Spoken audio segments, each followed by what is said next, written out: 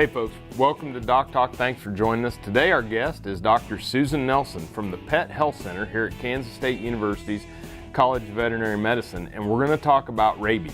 It's something that we take for granted a lot of times because we have such good vaccines and vaccine coverage, but she's going to talk about different animals that can carry it, what to do if your pet is exposed, what to do if you're exposed, and many more things about rabies. So join us here right after this message.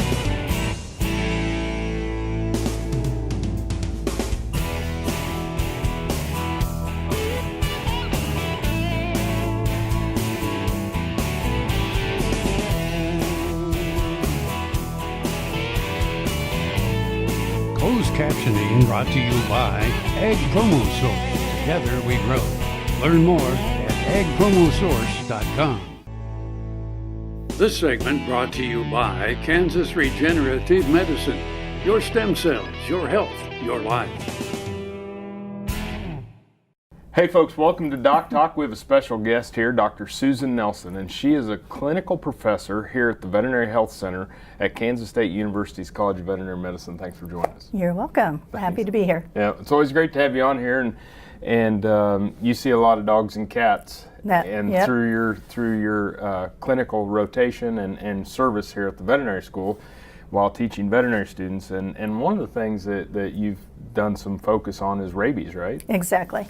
And so, you know, we always hear the term rabies and you think of Cujo and and things like that, but it's a serious issue, and it's something that we really need to monitor, not only for animal health but humans. Yeah, it is a serious issue, and here in the United States we don't think about it as much because we don't see as many cases of it because we do a lot of vaccination for our animals.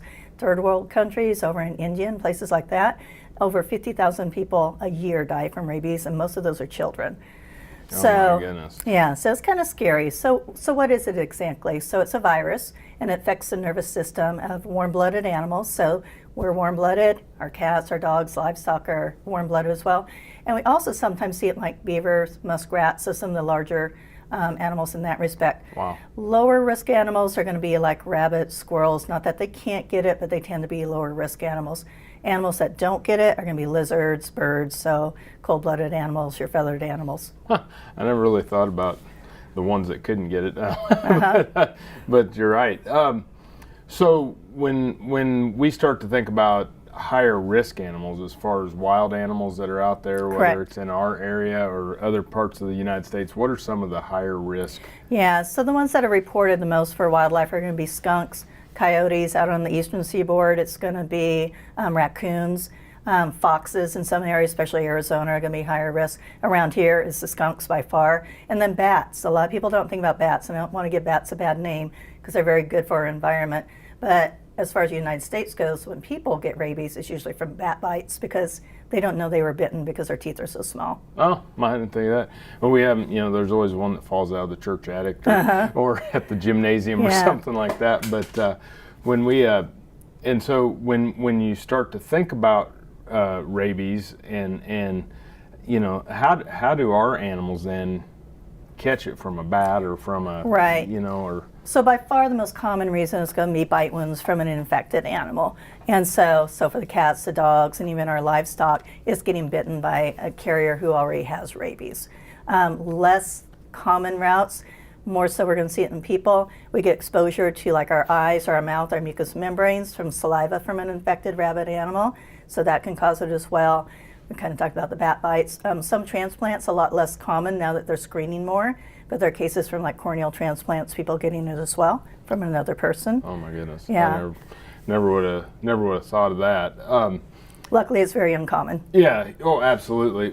So most common are going to be wildlife to pets, and then pets to. We want to protect the pets, but also protect our children. Correct. Obviously. Yep. Cool. Let's take a break. When we come back, let's get into some of the things that we can do, as far as what's important from a farm and ranch standpoint, what are some of the clinical signs, and then how we prevent it. Got it. Thanks for being here. Okay. Thank you for watching DocTalk. We'll be right back with Dr. Susan Nelson here after these messages.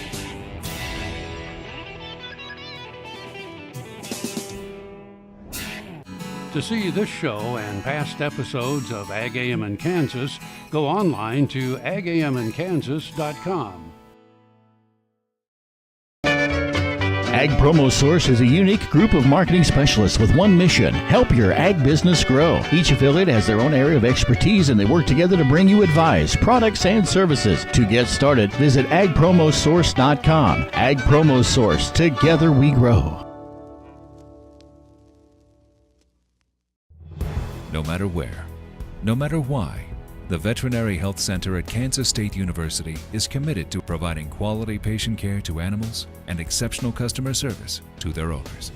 From routine checkups to emergency and specialty care, our world-renowned specialists and experienced professionals are here to discover, to teach, and to heal.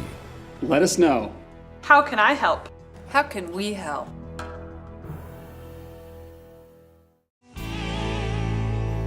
This segment brought to you by Santa Fe Trail Meats in Overbrook. Visit us online at sftmeats.com.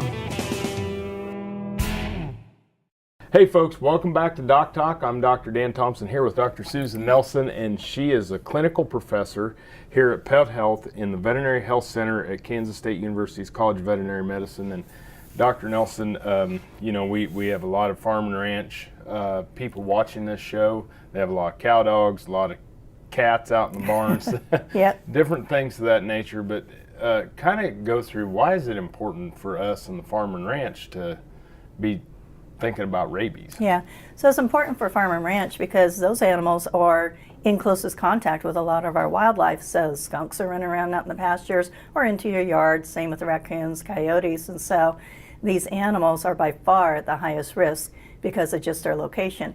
Not that animals in town can't get rabies. We do have wildlife in town as well, but most of our cases are coming from the rural areas.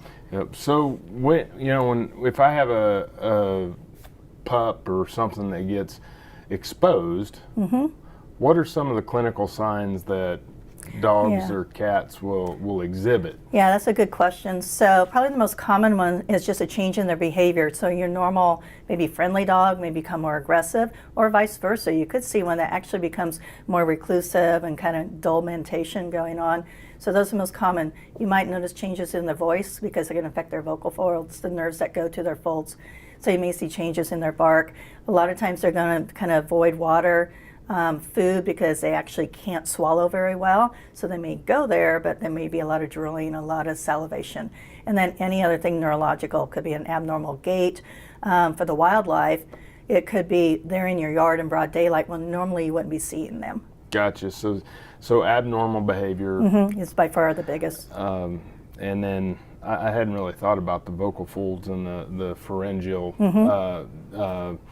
issues, and then not being able to drink or eat properly. That's Yeah, pretty... I've heard of, there's some cattle practitioners who can almost recognize rabies in a cow just by the change in their moo. So. I can tell you it isn't a moo anymore, it's a roar. Yeah. When I've seen some videos and heard it. It's different. It is extremely different. So if you have a pet that you think gets exposed, what should I do? Okay. So hopefully your pet has been vaccinated. Yep. If it has had previous vaccines, you need to see your veterinarian and get a booster ideally within 96 hours. These are some new changes to some of the guidelines for managing rabies exposure. It can greatly decrease your observation period or even quarantine depending on the status, the vaccine status of your pet. So we want to get them in, see the vet, they'll clean up the wound, get a booster vaccine right away. Okay, so then I assume then there's something we'll watch for, or we'll watch to see if the clinical signs. Exactly. I can remember being in Dad's clinic, and the dog would come in for observation for X number of days. Yeah. So if it's an animal getting bitten by another animal, if they're current on their rabies vaccine, get that booster in a timely manner. It's just kind of observation under owner control for 45 days. If they're not current or not vaccinated, depending on when that booster happens, it can be an actual quarantine from 4 to 6 months. Oh my goodness. Well, things are changing. Yes, they are. We're going to take a break, folks. When we come back, we'll talk about what you can do to prevent rabies on your farm and ranch and your pets. More from Doc Talk after these messages.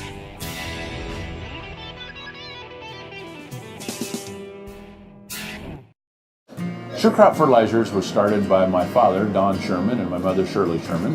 Family business that started in the 80s. We predominantly focus on plant nutrients and what we can do to give growers better responses with the fertilizer dollars that they do, and what we can do to make those things work better for the grower. We're based out of Seneca, Kansas. We work with growers in their soil analysis to figure out what they need, and then we can put those in a blend that gives them the best results, and so that we can deliver that direct to their farm so that they have those nutrients where they need them, when they need them, and so that they can apply them in a manner that's very efficient to them and works well on their planting systems and what they're doing. Sure Crop Fertilizers has been around for a long time. We always say we're big enough to take care of everything you need, but yet we're small enough to do it quickly. You can get a hold of us at 1-800-635-4743. Our website is surecropfertilizers.com, and you can always email me at Corey@SureCrop. Hi, I'm Kim Mandring with Hardy Insurance. I'm here to help you with all of your farm and ranch needs. When it comes to protecting your operation and your family, you need a name you can trust at a price you can afford. Call me today or visit hardyaviationins.com. Did you know long-range planning through the checkoff can help keep your business profitable? To successfully pass on cattle operations from one generation to the next, it's important to promote beef and keep farms and ranches profitable. Your beef checkoff helps do that. We're Jurger's Cattle Company, cow-calf operation primarily with a small replacement heifer operation. We started our operation in 2012, but we expanded on my father-in-law's operation, who started in the 70s, and built off his expertise and his knowledge and have taken and grown it to what it is today. We span about 4 different counties in North and South Carolina, running about 1,000 acres with 350 roughly head of mama cows. My husband and I and my son and my father-in-law operate together. About 2 years ago, we decided to make the switch to become all-natural producers. And what that means is it's a certain standard of quality and life for not only the calves that become part of the food source and the meat itself, but the cows also. Beef checkoff is important for our operation in a twofold way. First is marketing, creating a customer for us. We sell directly to feedlots, but our end game is the consumer. We want to create a product for the consumer that they desire, that they want to go back to the supermarket or steakhouse and they want more beef. Everybody knows the slogan, beef is what's for dinner, but it falls even more than that in that they've raised consumer awareness in quality, which is important to us because we try to focus heavily on our genetics. That's a main component of our operation, and the checkoff has allowed us to do that by promoting a product that's important to the consumer, that it's good quality, it's safe, it's nutritious, and they're gonna want to be return customers. Valley Vet Supply is devoted to providing information and professional quality products at reasonable prices. Valley Vet Supply. This segment brought to you by Kansas Soybean Commission. Progress powered by Kansas farmers. Hey folks, welcome back to DocTalk. Dr. Dan Thompson here with Dr. Susan Nelson, who is a clinical professor here at our Pet Health Center. And Dr. Nelson is one of those that teaches students on a daily basis how to be veterinarians. She is consulting veterinarians. She does so much volunteer work and so many media events that we're very, very proud to have her at Kansas State University. And so thankful for all that you do. Well, thank you. Thanks. Rabies, and we talked about clinical signs and things like that, but let's talk a little bit about who we should vaccinate on the farm and then what we can do to prevent it. Right. Well, in the ideal world, every animal gets vaccinated, but that's not a realistic thing for the farm or for the ranch. As far as your dogs and cats go, if you have pet dogs and cats that you are interacting with a lot, your house cats, your working dogs, definitely get them vaccinated. They're going to be outside. Some of them are, especially your working dogs, encountering the skunks, the coyotes, those various animals. And even your indoor cats, even if they don't go outdoors, we do have bats that come into the house and can expose them to rabies potentially as well. Okay, so how about all the barn cats that are out there? Realistically, you probably won't be able to catch half of them to get them rabies vaccinated. If, however, you can get some rounded up and have your veterinarian who goes out and does your farm calls try to give some vaccines, that would be great. But I know that's going to be difficult. So again, you watch for signs and symptoms of rabies in these unvaccinated cats to try to prevent anything being transmitted to some of your other animals that are around. How, I've read quite a bit on the 1 year versus 3 year. What is it? How is that regulated? Or so the recommendations are that all the dogs and cats receive 3-year vaccines. Now the catch to that is if that is their first vaccine they've ever received, even if it is a 3-year duration vaccine, it has to be boosted 1 year later before we go on to an every 3-year protocol with them. But to get as much coverage and reduce and minimize the risk of rabies just in that area, using the 3-year rabies vaccines are recommended. Okay. And I think some of that is regulated, at least in Kansas, county by county. It is. A lot of them are municipalities in Kansas, and yes, and there are some counties that have countywide rules. We do not have statewide regulations like some of the other states do. So you have to check with your local authorities. Yep, and the veterinarian will know right away what to do. What about other animals on the So so on the farm we have rabies vaccines that are licensed for sheep and cattle, so they're out there as well. Now, to vaccinate a whole herd of cattle is not realistic or even economically a good thing to do. However, your valuable breeding livestock, so your bulls, your 4-H calves that your kids are working with on a daily basis, you really ought to think about vaccinating them. And if there is an exposure from a rabid skunk out in the pasture, if that bull's current on a rabies vaccine, it's going to be kind of treated like a dog or cat where they're going to booster it and maybe just have an observation period. So you don't necessarily have to send it to slaughter or anything like that. Sheep, same thing, 4-H livestock, petting zoos, we need to think about vaccinating them. About that. We don't have rabies vaccines out there for goats, and I know there's a lot of goats around, so usually what we do is go off-label, use a vaccine that's labeled for sheep in the goats, again, petting zoos, things like that. Yeah, and then horses too. Yes, horses for sure, and there are several vaccines labeled for horses. We have a lot of human interaction with the horses, more so than even the cattle, where we have close contact, so we want to vaccinate those horses. Unfortunately, a lot of exposures happen when a horse or a cow comes in. They think it's some cow has choke or a horse has West Nile disease or something like that. And then in the end, we find out they have rabies after everyone's been messing around with them. Absolutely. Well, let's take a break. When we come back, let's do a wrap up on rabies. Thank you, Dr. Nelson. Yep. Appreciate y'all watching DocTalk. We'll be back in a minute.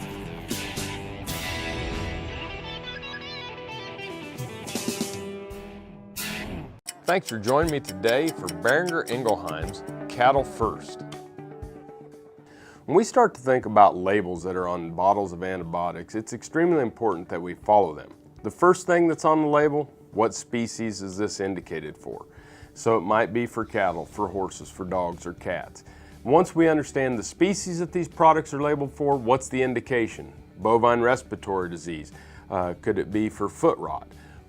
There's a list of species, indications. After that, what's the dosage, what's the route of administration, and then what's the withdrawal time, or the time in which it's safe to take an animal to slaughter from the time in which the animal was last treated until that animal was slaughtered. So, species, indication, dosage, route of administration, withdrawal. All of these are important components on a label, so make sure that you follow them and use antibiotics judiciously. Boehringer Ingelheim's Cattle First.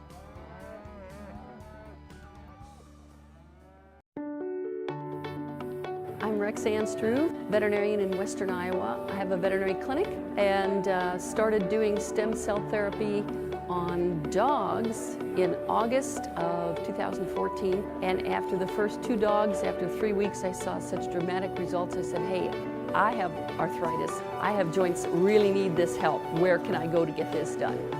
I had stem cell therapy done in November of 2014 on my finger joints, my hip, and the ball of my left foot, all of which I'd had real severe problems with. Saw a pretty dramatic improvement in a short amount of time. I would certainly recommend that somebody don't wait until I'm in the position that I was in with the damage already done to my joints. I encourage veterinarians to use it for their animals, and I encourage anybody who sees this video, if you have need, get in contact with these people because this is a phenomenal place to have this done. Hi, Hi, I'm Kim Mandarin with Hardy Insurance. I'm here to help you with all of your farm and ranch needs. When it comes to protecting your operation and your family, you need a name you can trust at a price you can afford. Call me today or visit hardyaviationins.com. Tarwater Farm and Home is a 40-year-old local family-owned business. Clothing for work and play, seeds and feeds, boots, toys for the kids, and tools you'll need for around the house and farm. And a service department to keep them in top running order. It's a big store, so take some time to see what they have for your farm and home. Tarwater's everyday pricing is like others' sale prices. When you need it, they've got it. Tarwater Farm and Home, 4107 North Topeka Boulevard. Healthy cows start with the new Hired Hand automatic livestock sprayer. Rancher invented to provide an efficient alternative to pour-on and injectable parasite management systems. The portable design allows cattle to treat themselves head to hoof. Strategic device placement with pass-through activation technology takes the stress out of parasite treatment for cattle and the rancher, leaving more time to tend to other vital tasks on the farm. To learn more, visit cowsprayer.com. The new Hired Hand makes healthy cows easy. This segment brought to you by Kansas Farm Bureau, the voice of agriculture. To join today or more information, go to kfb.org or find us on Facebook or Twitter. Hey folks, welcome back to DocTalk. Dr. Dan Thompson and Dr. Susan Nelson. We're on faculty here at K-State at the College of Veterinary Medicine, where Dr. Nelson is a clinical professor and the head of our pet health section here at the Veterinary Health Center. Come in and see us, right? Yep. Bring your pet. Please, come yes, see come us. see us. We'd love to have you as a client. Dr. Nelson, when we talk about rabies, you know, the big scare that obviously we get down to is what if myself or one of my kids gets exposed? Yeah, and it is scary because if you get rabies, once you start showing signs of rabies, there's not much treatment. There are very few people who have survived coming down with rabies. So we want to prevent. So the main thing is we want to teach our kids how to try to prevent, so bite prevention, and then make sure we're vaccinating the animals that are around them. So with our kids, you know, teaching them not to go walk at the stray animals or even stray dogs and try to pet them or handle them at all. Letting you know as an adult if there was a bite, and as an adult we shouldn't come down on them for messing with the animal, so we need to let them know it's okay to let us know.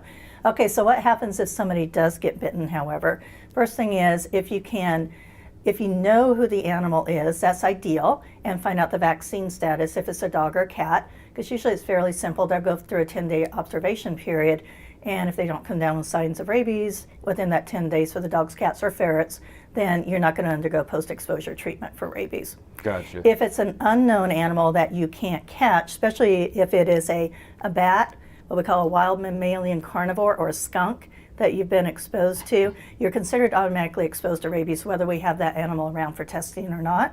And so you'll probably go through post-exposure treatment. And don't shoot them in the head. And do not shoot them in the head. We are in Kansas, and so any place but the head, because we need the head for testing. That's right. That's Yes. right. Or if Catch them, but make if it's sure a bat that in the house, don't club it in the head. But in all seriousness, if we have the animal for testing, let's say it is a wild animal that you can safely catch or trap and bring in, and can have them tested for rabies. If they test negative, then we're done. It's not a big deal for that. If they're positive, then your physician's going to talk to you about post-exposure treatment. And I would add in there, besides rabies, if you're getting bitten or exposed to an animal, we do have to worry about your tetanus shot status and also infection that often ensues, especially like from cat bites to a hand. Oh yeah. The cat bite can be multiple reasons. Go see your doctor if you get bitten. Yeah, and I think you made a good point. You know, don't come down on your kid. You want them to come tell you. Yeah. You want them to be open and exactly things like that.